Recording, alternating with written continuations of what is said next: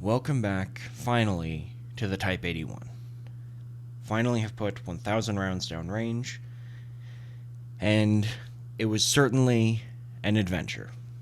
Now, doing 1,000 rounds on this gun is a little more annoying than doing 1,000 rounds on, say, the Raven, because you don't have 10-round mags. It's just 5-round mags. It's a lot like the WK-181. But this gun is not like the WK-181. It's a more niche gun than the WK-181.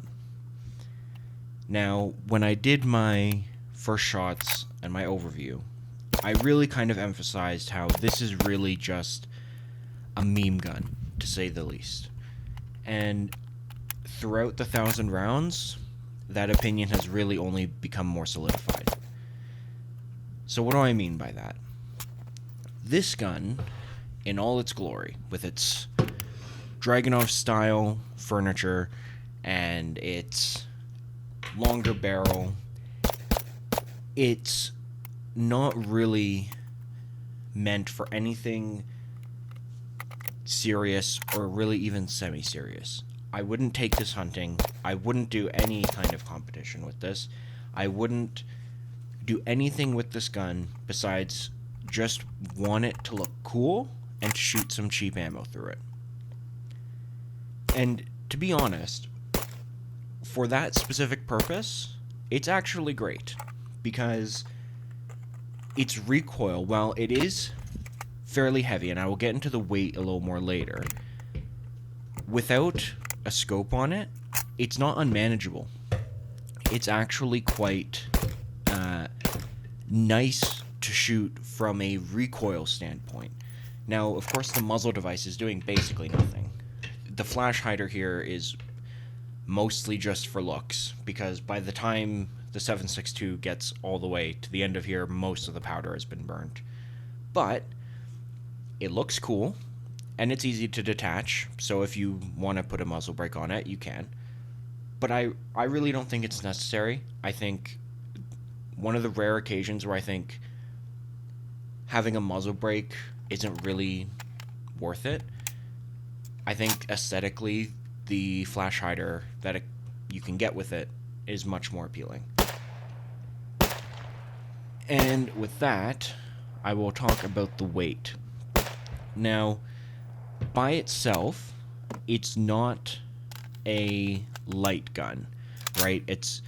Which is partially why I wouldn't take it hunting, because you don't want to carry this thing around. It's ridiculous. But it's not unmanageable. Like, for a range day, if you go out to the range and you want to shoot like 300 rounds, you're totally fine. You should have no problem. The only time it might be a problem is if you're smaller statured and maybe you don't have the upper body strength to do it. But for most people that would be buying this, I think you'd be fine. This is where the weight comes in a bit. The optic that you can buy with it, which is this Russian 4x optic, has a weird dilemma to it. And it's very similar to the actual gun. On its own, I really wouldn't use this optic for anything. Here. I really wouldn't use this optic for anything on its own. However, when you use it with this gun, it both makes it more of a meme gun and less usable, but it kind of fits it, because aesthetically, it really does look good. The problem is that it's really fucking heavy. When you put this scope on here, it becomes heavy to the point of you're not picking this up to shoot it. Like, it's just not something you're going to do. If you want to mag dump into trash, sure, you can do it for a little bit, but you're not going to spend an entire range day holding this thing up and shooting it with this specific optic on it. Now, at the beginning of my testing, I used the original Tactical Imports Type 81 rail. and that rail just did not work. It was too long for this receiver. Now, they have come out since with different types of rails, ones that only go at the back, or ones that cover the whole thing, or only go at the front. So there is a rail that you can put on this. And in that case, if you were buying one of these, I think it would be worth it to put a red dot on it if you want to just mag dump into trash. Of course, that would mess with the aesthetics a little bit, but I don't think it messes with it too much, and the iron sights are okay. Like, for mag dumping to trash, sure. If you wanted a little bit more accuracy, I think a red dot with one of those rails would be perfect for it if you were buying one of these. I would only buy this with the gun if you really want to embrace the meme gun of it. I really don't think there's another reason for it. So, talking about sights, we have to talk about the front sight. Now, this was very interesting. When I was doing my round count, I had a friend that was helping me shoot this, and somehow and this was about 300-ish rounds into the range day, the front sight block fell off. It just completely fell off. Now, I don't know if you can see this, but there is more gap on this side than there is on this side. And that is because under recoil, the front sight likes to shift over ever so much. This bolt is tight, but it's still shifting off. So,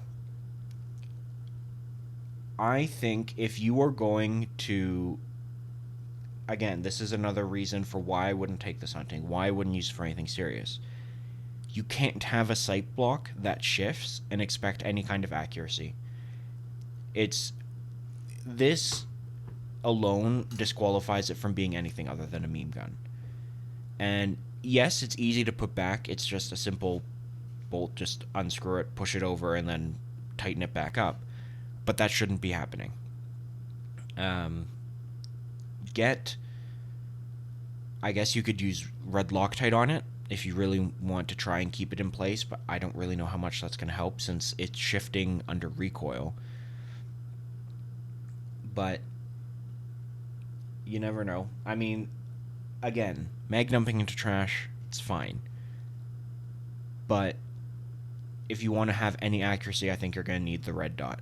Or, I guess, the scope if you just want to keep it on a bench. Now, one thing I really wish this had was a bipod. Now, a gun like this would really benefit from having a bipod. And there is an aftermarket part you can buy where this screw hole, or this screw, is replaced with a piece of, I believe, M-lock that can screw in with a different screw into this, and then you can put a bipod on it. That's great. I don't have that. And I think from the factory, that is something that a gun like this really should have, even if it was a barrel bipod, which are the worst bipods, but even if it was that, I think it would really benefit from.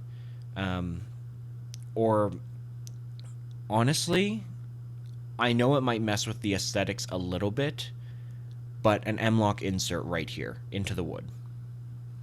I think the functionality of that would really help this gun, because as it stands right now, you're using this off of a bench rest of some kind, if you're using the scope. Now, in terms of comfort for the furniture, it's actually quite good. I found the furniture to be very smooth to operate, which sounds a bit strange, but with the original Type 81 that I had, way before I started doing videos, I didn't find the furniture of it to be actually that comfortable. But the Dragunov stock does actually make it quite comfortable. Call that a skill issue.